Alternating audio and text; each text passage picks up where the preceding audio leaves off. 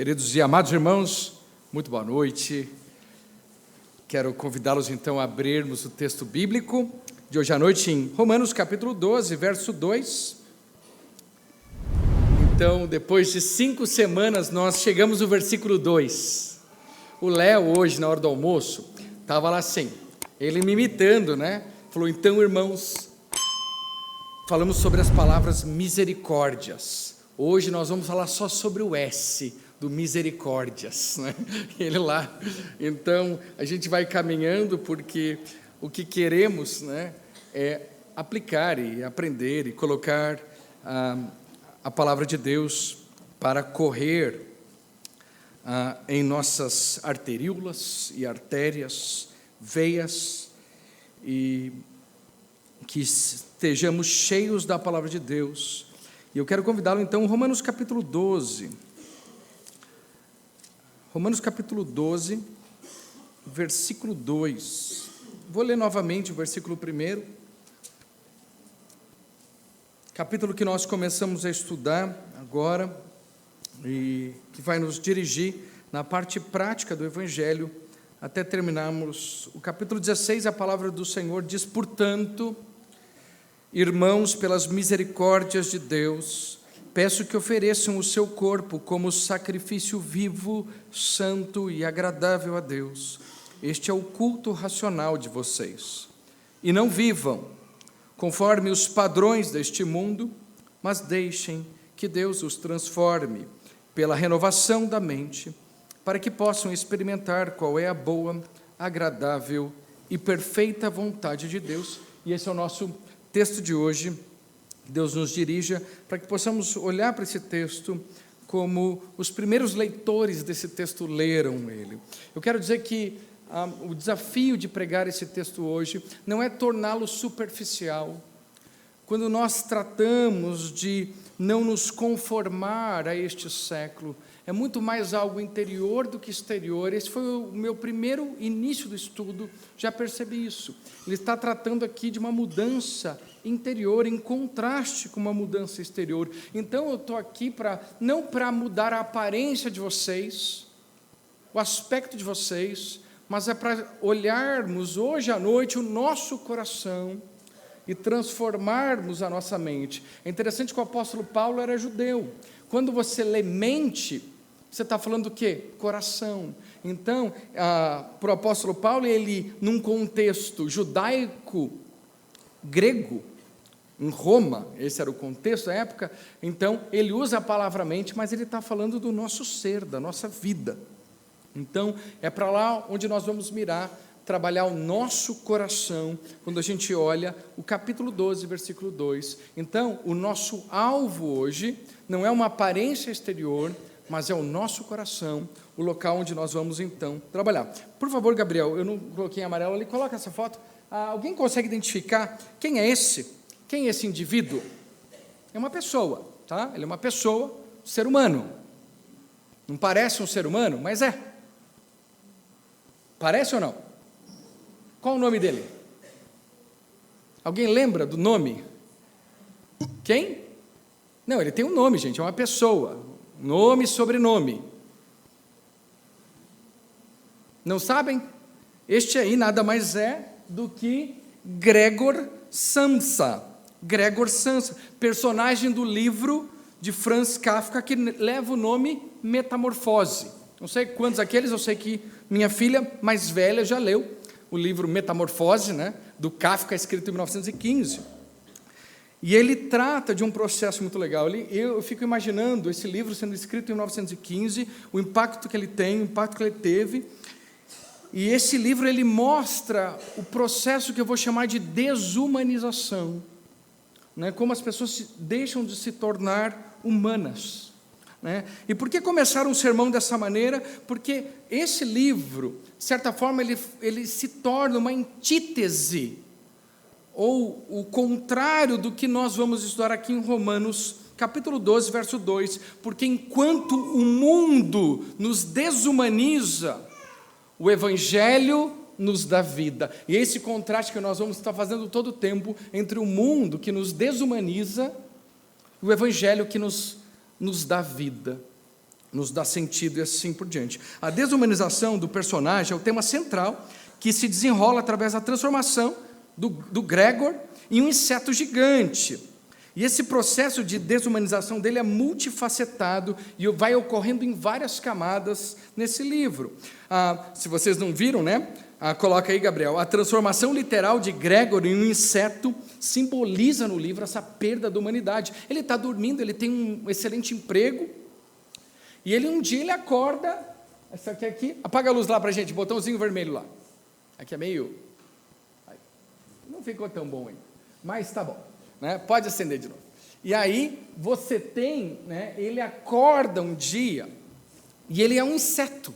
Ele acorda um inseto gigante, e ele faz essa analogia, e aí começa o livro. Então, a sua aparência repulsiva e suas novas capacidades físicas contrastam dramaticamente com o seu antigo corpo humano. E essa transformação leva ao seu isolamento da família, da sociedade. Antes da metamorfose, Gregor era o principal provedor de sua família, mas após a mudança ele se torna um peso, uma carga.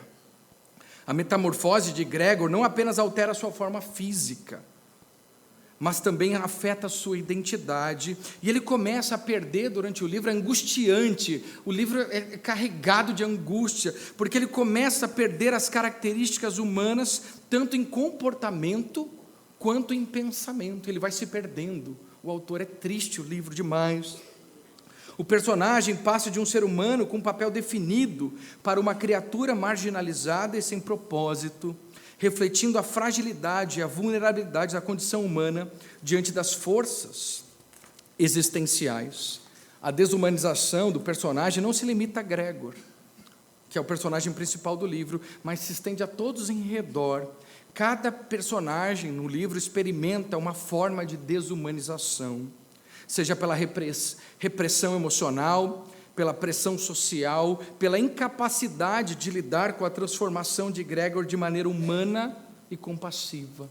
E essas pessoas vão largando ele. No início do livro, a irmã, que é a única que ajuda ele, ela leva algumas comidas para ele, coloca e ele não come, ele agora é um inseto gigante, e ela começa a levar comidas estragadas para ele, e ele começa a se alimentar daquilo. Eles têm que tirar os móveis, e esse processo vai acontecendo, mas à medida que passa, eles vão se distanciando, e ele termina o livro praticamente num ostracismo, e sem ninguém, né, ver ele como uma pessoa humana.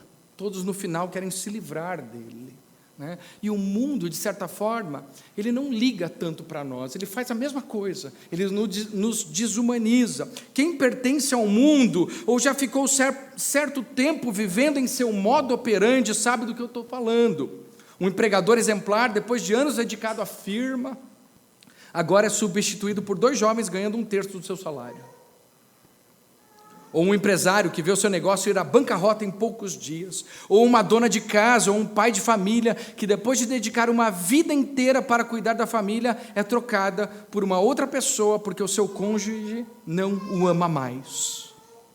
Um jovem que depois de não passar no vestibular, na entrevista de emprego, resolve experimentar uma droga para aliviar a pressão. O mundo está aí, ele não tem dó de ninguém. E esse processo está acontecendo a todo momento. E aí, alguns crentes ainda, cristãos, ficam flertando com o mundo. Ficam flertando com esse mundo, achando que esse mundo pode fazer algo, mas o que ele vai fazer é justamente o contrário. O mundo bate, ele desumaniza você, ele não liga para você.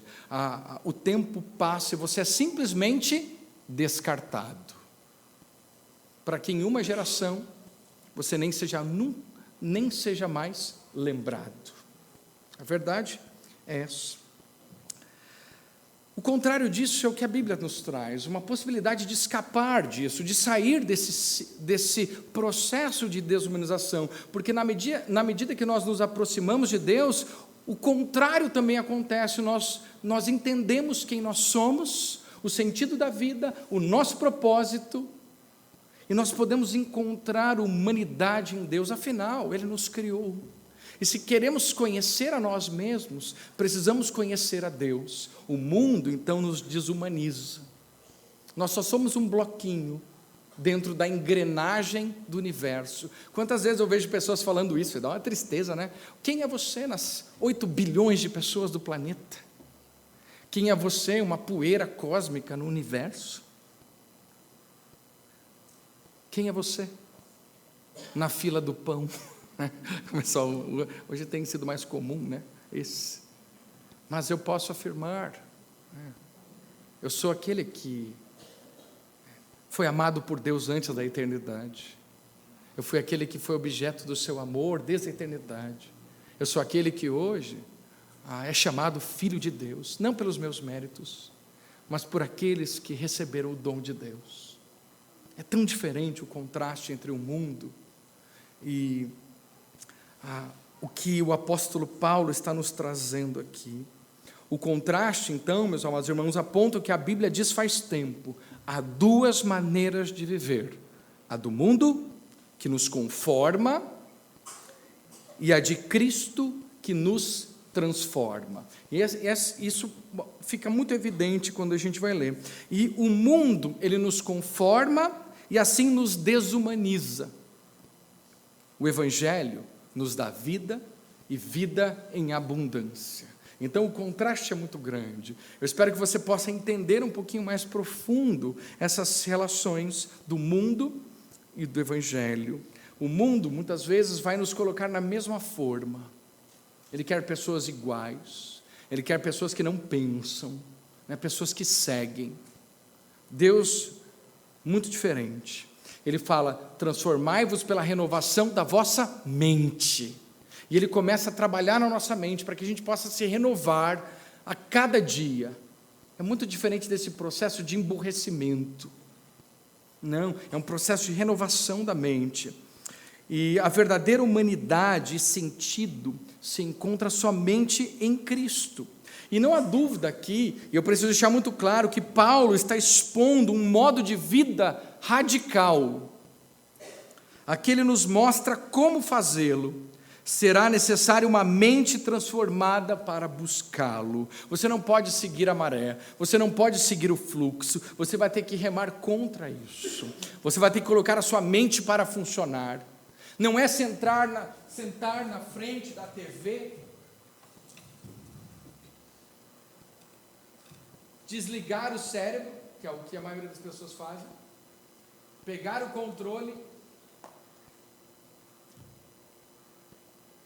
Vou assistir mais um episódio. Mais um episódio. Estou na 8ª... Como que é quando você tem? Estou na 8ª temporada. Mais um episódio. Novela das 6. Tititi. Novela das 7. Novela das 9, horário nobre. Vale a pena ver de novo, 2h. Triste, não é? Triste demais. Não, você está falando, não. Eu quero que você pense. Eu quero que você coloque a sua mente para funcionar. E você vai ser renovado por essa transformação da mente. É tremendo isso. Paulo disse aqui que a oferta do nosso corpo a Deus como um sacrifício vivo e agradável a Deus é o nosso culto racional. É um culto racional, não é um transe. Não. E a palavra grega aqui para racional é a palavra lógicos. É um culto lógico. Ele carrega a ideia de razoável, lógico, sensato. Trata-se, portanto, de um culto oferecido com a mente e coração, um culto espiritual. O culto racional é apenas um culto que responde de modo coerente e adequado à misericórdia de Deus em Jesus Cristo. Então, o nosso culto é sempre uma resposta a Deus. Entenda a teologia, porque se você entender que a nossa vida é uma resposta, a gente vai fazer teologia da forma correta. A salvação vem de quem? De nós ou do Senhor? Do Senhor. Quem diz isso? Jonas, por exemplo. A salvação vem do Senhor, esse é um versículo, por incrível que pareça, está lá. Jonas, acho que capítulo 3, verso 1. A salvação vem do Senhor. Tente inverter. A salvação vem do Ari. Terrível. Trágico. Insuficiente. A nossa vida é uma resposta. Cristo veio a este mundo. A salvação vem do Senhor. A nossa vida, então, é uma resposta a essas misericórdias de Deus. Por isso que no versículo 1 ele diz: rogo-vos pelas misericórdias de Deus.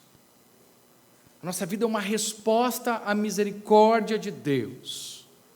E esse é o nosso culto racional. Na medida que nós debruçamos na justificação, na santificação, na glorificação futura, em tudo o que Deus fez, nós respondemos. Não tem como não ser grato diante da cruz. Você fala, uau! Mas se nós invertemos, eu mereço. Eu mereço. Eu exijo. Eu, como que é? Determino. Eu, detergente. Né? Que é quase a mesma coisa, né? Não, é o contrário. Olha o que o Senhor fez para mim. Muito obrigado. Esse é o meu culto racional.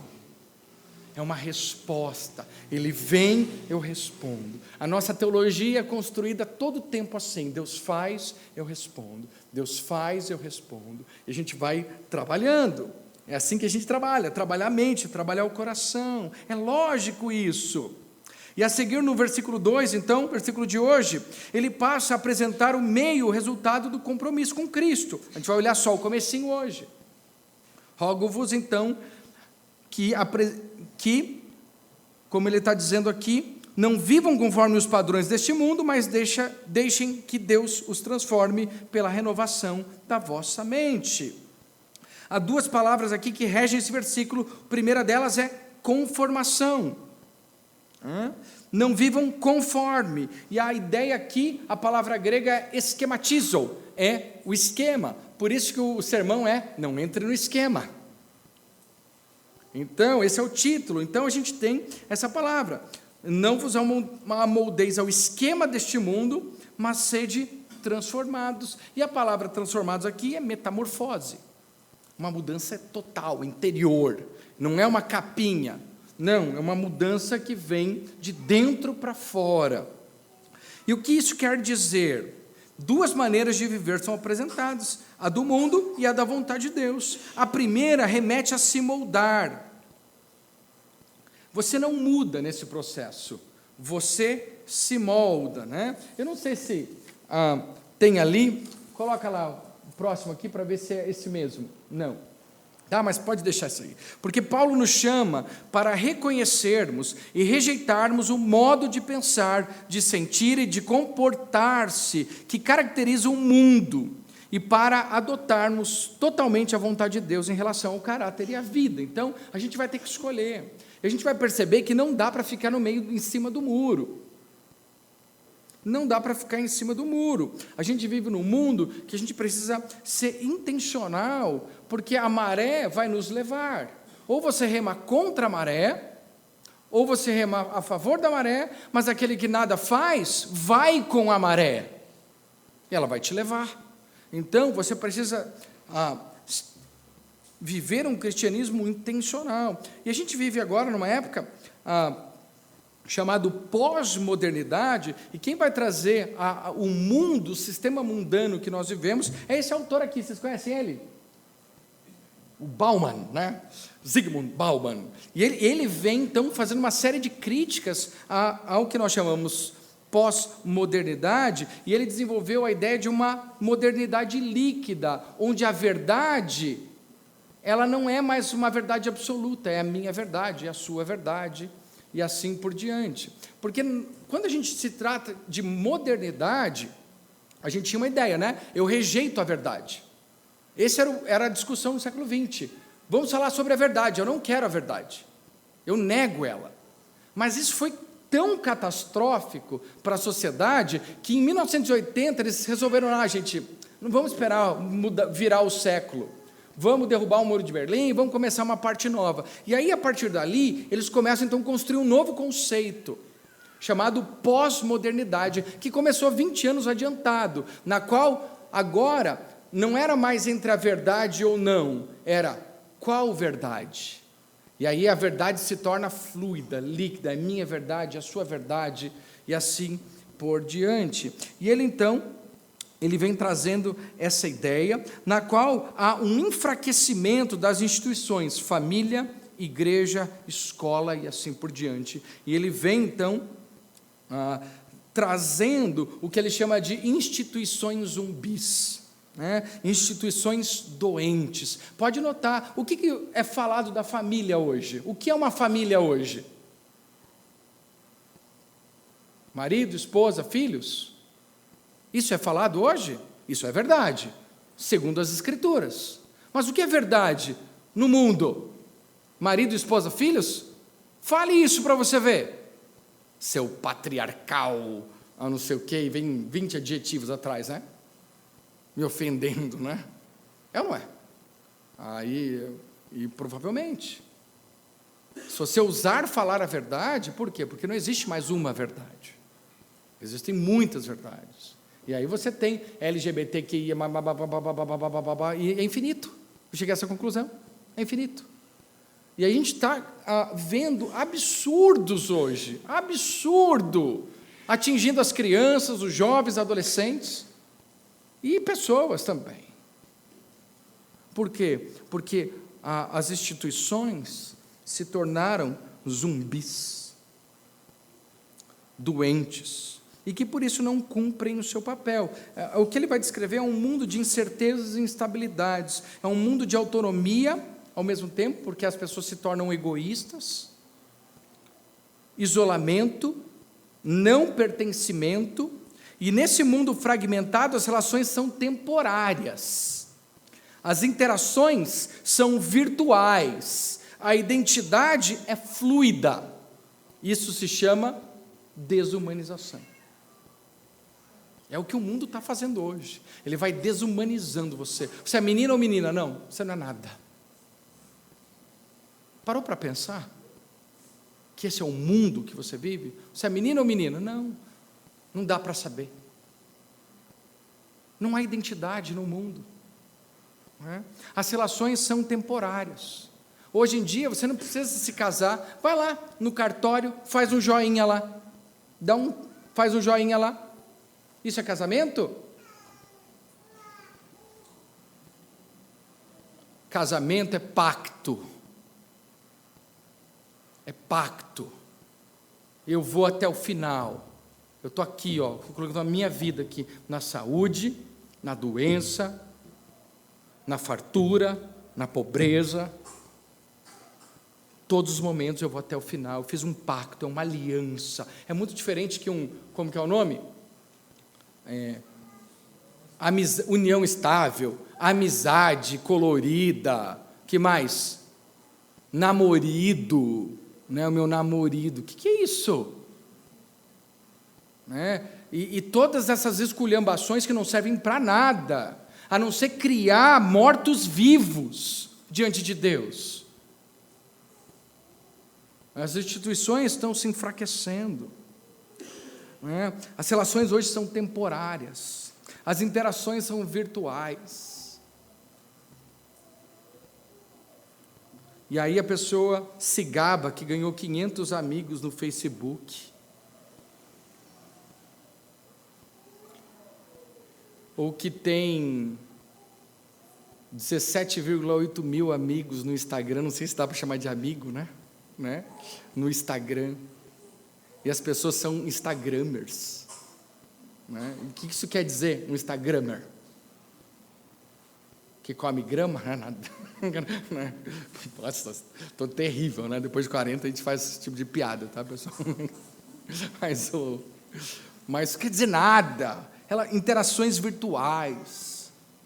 Isso é desumanização. Entenda de uma vez por todas, você que gosta do mundo. O mundo vai fazer isso com você. É só você abrir o olho. Eu não estou pedindo nada. Abra o olho, senta hoje, não na frente da TV, para assistir o Fantástico. Então ninguém chega em casa e estraga o meu sermão aqui ouvindo vendo Fantástico, né? Mantém ele lá, está na memória, tá? Então, começa a falar, peraí, o que está vendo? Olha onde o mundo está me levando, olha esse processo acontecendo na minha vida. E aí as pessoas começam a colocar sua confiança não em Cristo, em outras coisas, meu trabalho. Aí ele é mandado embora, acabou a vida. Ou nos estudos. Aí vem alguém e escreve um negócio dizendo, tudo que você falou está errado. Acabou a vida. E aí? Cuidado com esse processo. Não fique flertando com o mundo. Pelo contrário, fique com a verdade. Coloque a verdade. E é o que eu falei para o pastor João essa semana: compre a verdade, não a vendas.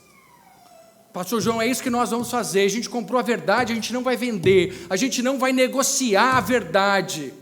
Não podemos fazer isso. Ainda que a gente perca, ainda que a gente não fique no melhor status do mundo, a verdade não é negociável. Compre a verdade, não a vendas. Acho que é Eclesiastes ou Provérbios. Então, meus amados, nesse cenário, embora esse cenário novo de pós-modernidade possa proporcionar novas oportunidades e uma falsa sensação de liberdade, porque o mundo é egoísta, é uma individualidade, o resultado tem sido ansiedade, é ou não é? Pessoas ansiosas, insegurança, filhos apavorados, insegurança, isolamento, depressão, que mais? Solidão, e tudo isso que vem acompanhado com a pós-modernidade. Na visão de Bauman, a tarefa dos indivíduos na modernidade líquida é sobreviver em um mundo em constante mudança, buscando significado e estabilidade em um contexto onde tudo é temporário e em fluxo. Como fazer isso? Como fazer para sobreviver? Ele não disse, mas graças a Deus que o apóstolo Paulo diz. O Bauman não tinha resposta. Como filósofo, faz perguntas. Não consegue responder. Quem responde? Palavra de Deus responde o que o Bauman pergunta. Como que sobreviver a esse mundo fluido? O apóstolo diz: transformai-vos pela renovação da vossa mente, para que experimenteis a boa, agradável e perfeita vontade de Deus. É isso. A resposta está aqui, não está lá. O mundo tem o seu modus operandi, e a forma do mundo é a forma do relativismo moral, da ética situacional e do desbarrancamento da virtude. Os nossos valores estão caindo, a ética muda, conforme a situação, e a moral é relativa.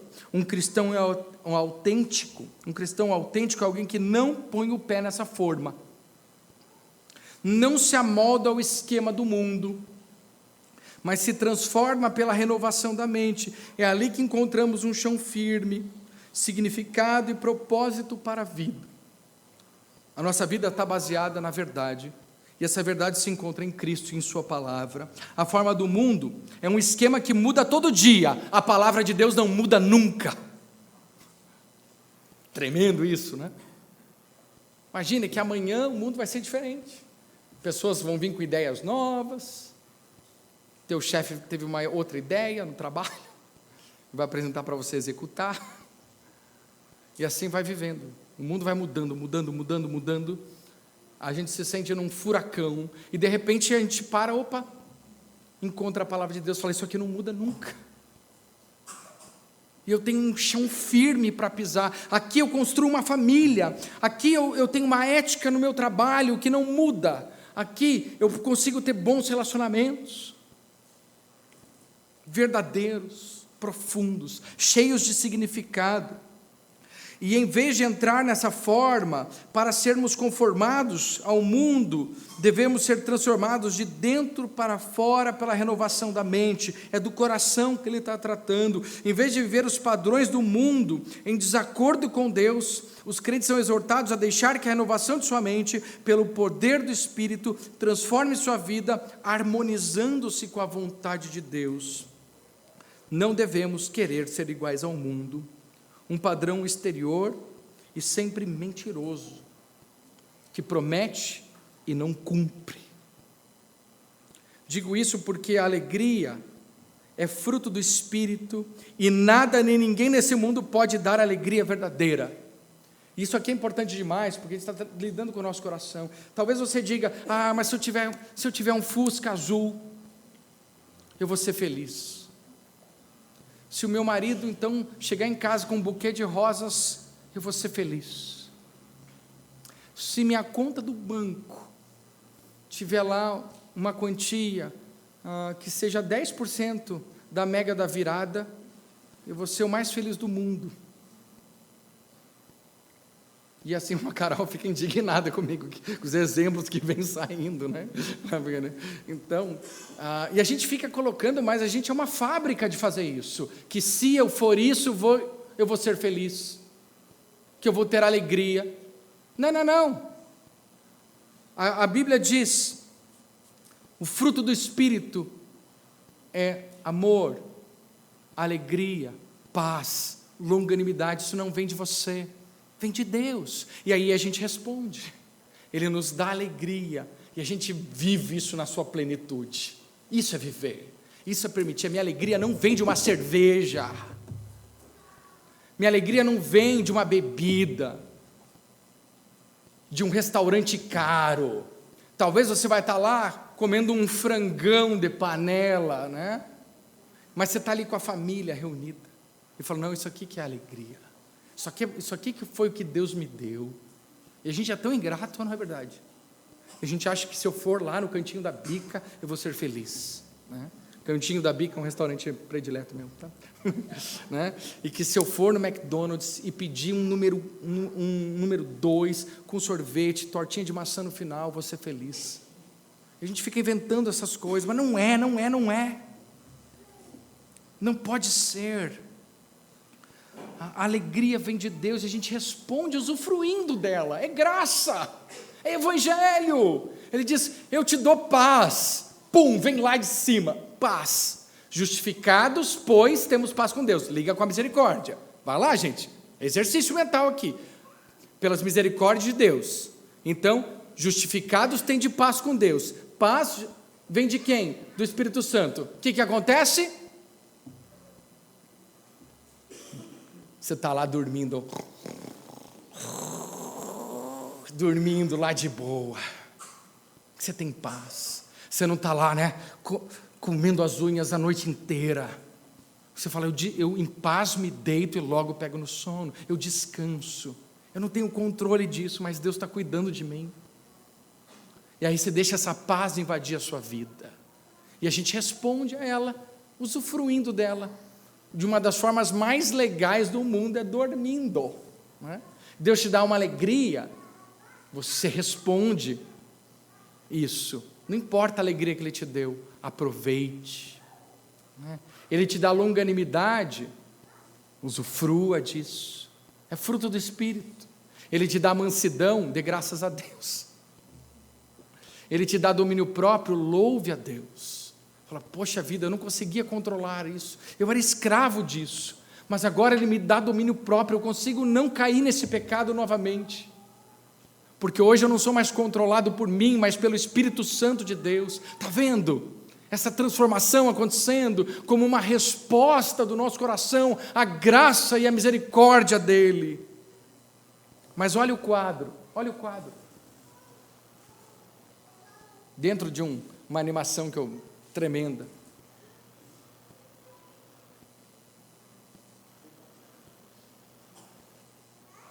O resultado é trágico. O que o mundo promete, o que ele mostra e o real. Não há alegria verdadeira. O mundo não pode te dar. Eu preciso destruir todos os seus sonhos hoje. Que não há alegria fora de Jesus Cristo. Não adianta. Você pode tentar a vida inteira, você pode construir um império nesse mundo, você pode entrar nos 30 mais da Forbes, ou no top 10 da Forbes, e nada nem ninguém pode te dar 1 milímetro de alegria, a não ser Deus por meio do seu Espírito Santo. E meus amados, Se você então tem o Espírito Santo, usufrua. Está esperando o quê? Pare de ficar reclamando, murmurando, carrancudo e não sei o quê. E eu estou me incluindo nessa lista também. Eu preciso usufruir dessa graça. Minha vida tem que ser uma resposta à graça de Deus, nada mais. O cristão não deve adotar o padrão exterior e transitório desse mundo, mas ser transformado em sua natureza íntima, de reclamão, então para agora, para altruísta, servo. Paulo usa duas palavras, esquema, em referência a uma forma que muda todo dia, e morfé, em alusão a uma forma imutável. No esquema do mundo, há só uma mudança exterior. Dá uma olhada aqui na Uroplatos Fantásticos. Apaga a luz aí, botão vermelho. Vamos ver se a gente vê. Eu acho fantástico isso. Eu tinha uns 20 desses desenhos, de meditação. Essa aqui é conhecida como a lagartixa satânica cauda de folha. A cauda dela é de folha, ela simula uma folha, e ela muda mesmo, incrível essa lagartixa. Aqui tem esse nome, lagartixa, acho que é por causa dos olhos ali. Pode acender. A lagartixa satânica cauda de folha, tem várias fotos dela também, mas pode notar, ela nunca deixou de ser lagartixa. Ela mimetiza com o ambiente onde ela está, ela se conforma ao ambiente que ela está. É muito diferente de uma metamorfose. Coloca lá, olha lá, aquela lagartixa espinhenta, nojenta, que você pisa lá, explode, E ela é cheia de tentáculos, assim, E ela queima, O pessoal fala, ela queima, Quem nunca caiu? E aí, de repente, ela entra no casulo e ela se torna uma borboleta. É transformação. Cadê o espinho aqui? Cadê? Não tem. Transformou, mudou. É metamorfose, a ideia é essa, conformar-se e transformar-se. É muito diferente de conformar. Você não muda a sua essência quando você se conforma. A transformação que Jesus Cristo exige de nós, muda a nossa essência, muda quem nós somos. E é tremendo. Então isso é carregado de esperança, porque até um tempo, na minha infância, eu achava que as pessoas não podiam mudar. Você nascia, você ia terminar a sua vida daquela forma. Jesus então me confronta, está dizendo, eu vou mudar você na sua essência, eu vou tirar o seu coração de pedra, eu vou te dar um coração novo, você vai ser uma nova pessoa, você vai morrer com Cristo, você vai ser sepultado com Cristo, você vai ressuscitar para uma nova vida com Cristo, e já aconteceu isso comigo, eu já mostrei para todo mundo, e vai chegar o dia que esse corpo aqui vai ser substituído. Então, tragada foi a morte naquele dia. Esse termo aqui, transformar, ele também é traduzido por transfigurar em Mateus 17, e ele que traz essa ideia, uma mudança que ocorre de dentro para fora, não uma mudança exterior, não é contar até 10, é ser manso. Está vendo a diferença? É essa a ideia, é isso que Deus quer fazer conosco, a partir de Romanos capítulo 12, em vez de adotar então, esse padrão exterior e transitório desse mundo, porque às vezes as pessoas falam assim, você não pode ouvir música do mundo, Pregam nesse versículo, cuidado, agora vou te dar uma lista, tá? Você não pode ouvir modão, e não pode mesmo, tá, pessoal? Porque é interior, funk, rock pauleira e coisas assim. Mas isso você pode, não é uma lista que eu vou dar para vocês o que pode e o que não pode. Não é obrigatório vir de gravata domingo que vem. Quem não está de gravata aqui pode pôr. De preferência, camisa branca. É isso? Essa mudança que a gente quer? Não. É o contrário disso. É uma mudança que vem de dentro para fora. E o crente não deve conformar-se com o mundo, porque a forma do mundo muda todo dia. O errado ontem é certo hoje. O repudiado ontem é aplaudido hoje. O vergonhoso ontem é praticado hoje à luz do dia. Nós, porém, seguimos um modelo absoluto que não muda e que jamais fica obsoleto. Esse modelo é Jesus Cristo, imutável. E toda vez que eu chego perto de Jesus, eu falo, uau, não muda, mas eu mudo, e cada dia eu tenho o privilégio de ficar mais parecido com Ele. Sangue, suor e lágrimas, mas essa é a vida que Ele nos chama em Romanos capítulo 12, versículo 2. Precisamos ter a mente inflamada com a verdade sobre Cristo. A verdade tem que ser comprada e não vendida. Em outra passagem, Paulo nos dá dicas sobre a renovação da mente, e ele está dizendo, ela não é menos que intelectual, pois significa ter a verdade da palavra de Deus habitando ricamente em nós. Não existe cristão autêntico sem Bíblia. Não existe nós vivermos sem a verdade da palavra de Deus na nossa vida.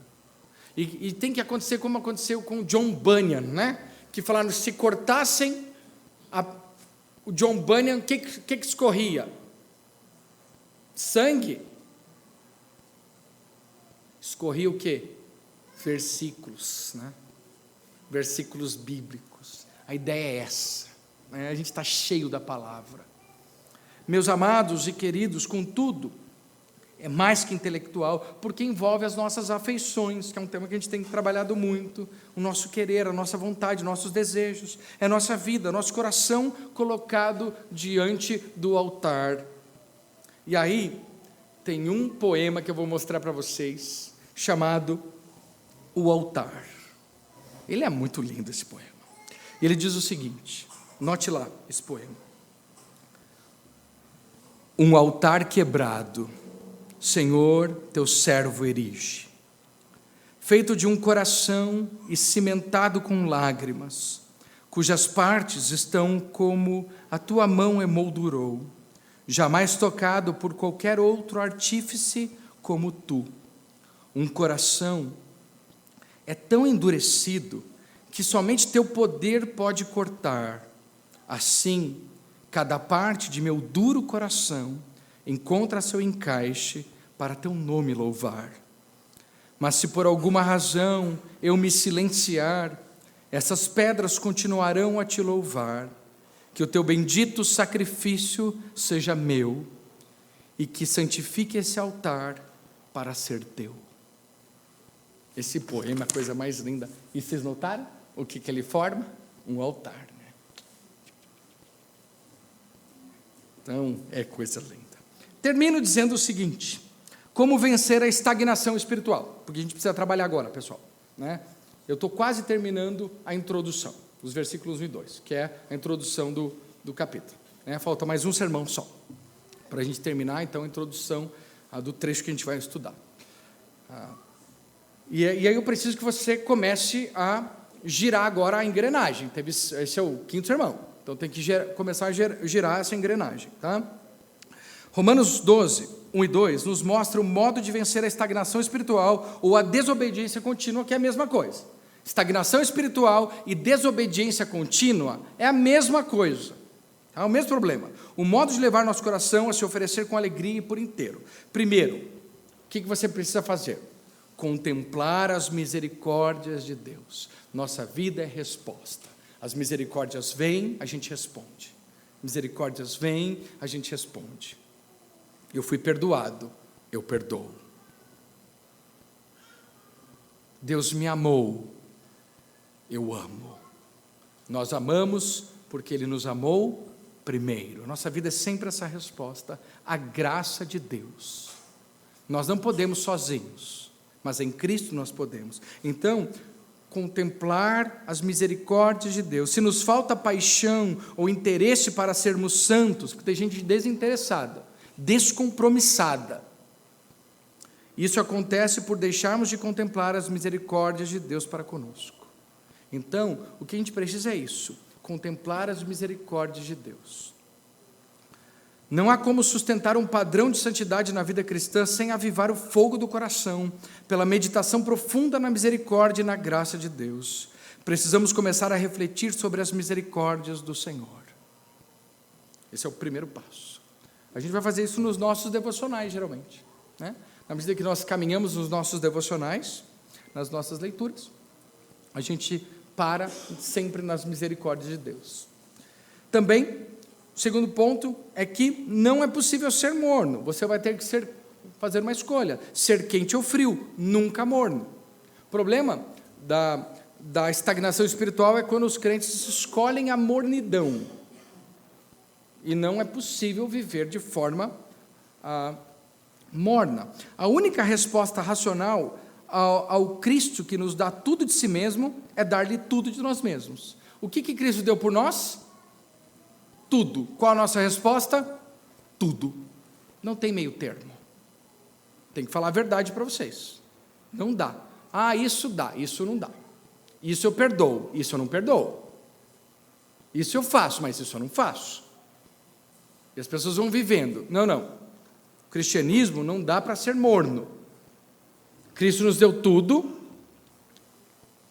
nós oferecemos tudo de nós. Ele quer a nossa vida. Isso é tremendo, porque qualquer um pode fazê-lo. Ele não está pedindo isso ou aquilo, A, B, C, D. Ele não te dá uma lista de coisas que ele espera de você. Não, ele fala simplesmente o seguinte: eu quero a sua vida. Esse é o preço. Quem quiser ganhar a sua vida, perdê-la-á. Ele nunca escondeu isso de nós. Que quem quiser ganhar a vida vai perdê-la. Simples assim. Esse é o preço do discipulado. Nunca mudou. Então não existe essa mornidão espiritual. Deixar de nos entregarmos em obediência completa a Deus é não só moralmente ofensivo, mas um atentado à inteligência. Só nos unimos fortemente ao único que se entregou por completo em nosso favor, se nos rendermos a Ele por completo. É a única coisa sensata a se fazer. Não tem como se entregar pela metade. Não, ou você entrega a sua vida, ou você vai viver em estagnação espiritual. Por último, adquira uma mentalidade de vigilância. Vamos nos lembrar constantemente que a nossa mente necessita de renovação. Cuidado com a estagnação.